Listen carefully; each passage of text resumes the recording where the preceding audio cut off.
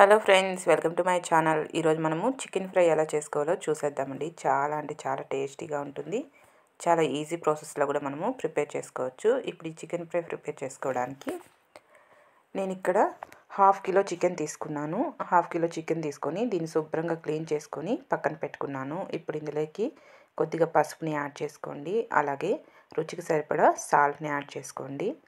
అలాగే red chilli powder 1.5 table spoon వరకు add చేస్తున్నాను.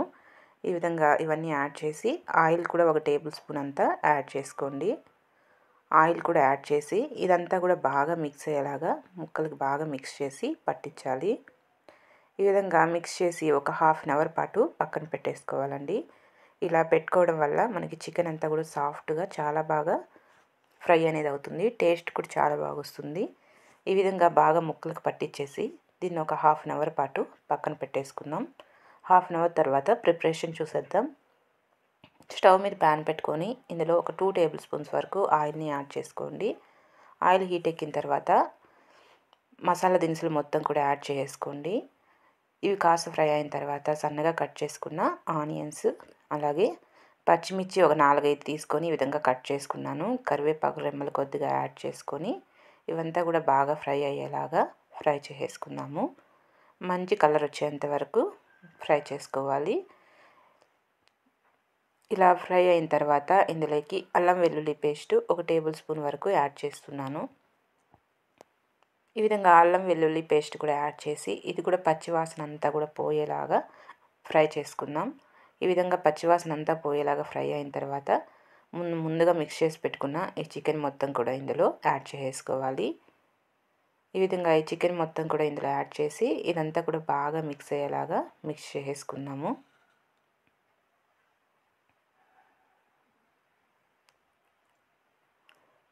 ఇదంతా కూడా బాగా మిక్స్ అయ్యేలాగా ఒకసారి మిక్స్ చేసుకొని మీడియం ఫ్లేమ్ మీద ఇదంతా కూడా బాగా ఫ్రై అయ్యేలాగా ఫ్రై చేసుకోవాలండి. ఈ చికెన్లో నుండి వాటర్ అంతా కూడా రిలీజ్ అవుతూ ఉంటుంది. ఇదే వాటర్ ఆయిల్లోని ఈ చికెన్ అంతా కూడా ఫ్రై అయిపోవాలి. అప్పటి వరకు ఇలా తిప్పుకుంటూ బాగా ఫ్రై చేసుకుందాం. ఈ ప్రాసెస్ అంతా కూడా మనకు ఒక 10 నుండి 15 నిమిషాలు పడుతుంది. టేస్ట్ అయితే చాలా బాగా వస్తుందండి. ఇలా ప్రిపేర్ చేసుకుని చూడండి ఒకసారి. ఈ విధంగా మధ్య మధ్యలో కలుపుకుంటూ ఈ ముక్కలంతా కూడా బాగా ఫ్రై అయ్యేటట్టు 2 సైడ్స్ తిప్పుకుంటూ ఫ్రై చేసుకుందాము.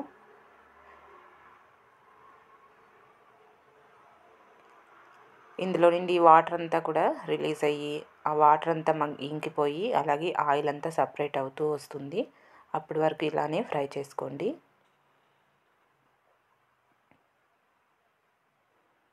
చూసారుగా ఇక్కడంతా ఆయిల్ అంతా కూడా సపరేట్ అవుతూ ఉంది కదా. ఇది ఇలా సపరేట్ అవుతున్నప్పుడు ఇదే ఆయిల్లోనే బాగా ఫ్రై చేసుకుందాం. ఇందులో వాటర్ కొద్దిగా కూడా యాడ్ చేయాల్సిన అవసరం ఉండదండి. ఈ చికెన్లో రిలీజ్ అయ్యే వాటరు ఈ ఆయిల్లోనే కుక్ అయిపోతుంది మనకి.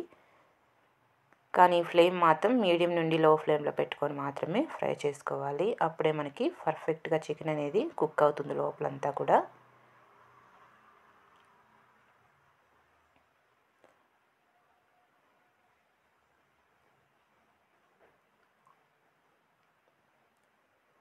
చూసారుగా మనకి 10 నిమిషాల తర్వాత చక్కగా మనకి చికెన్ అంతా కూడా ఫ్రై అయిపోయింది. ఇప్పుడు ఇందులో లైట్గా ధనియా పౌడర్ యాడ్ చేస్తున్నాను, ఒక 1/2 టేబుల్ స్పూన్ అంతా.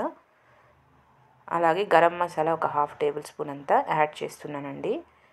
ఇంకా వేరే ఏమి యాడ్ చేయాల్సిన అవసరం ఉండదు. ఆల్రెడీ మనం అంతా యాడ్ చేసాం కాబట్టి ఒకసారి సాల్ట్ ఏమైనా తక్కువైతే సాల్ట్ యాడ్ చేసుకోండి.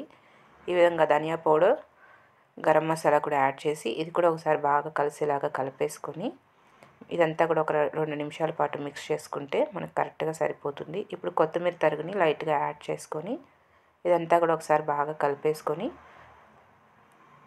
స్టవ్ ఆపేసుకొని సర్వ్ చేసుకుంటే ఎంతో టేస్టీ అయినటువంటి చికెన్ ఫ్రై ఈజీగా మనకి రెడీ అయిపోయింది కదా. మీరు కూడా తప్పకుండా ట్రై చేయండి. ఇలా ప్రిపేర్ చేసుకున్నది చాలా టేస్టీగా ఉంటుంది. Okay friends, bye.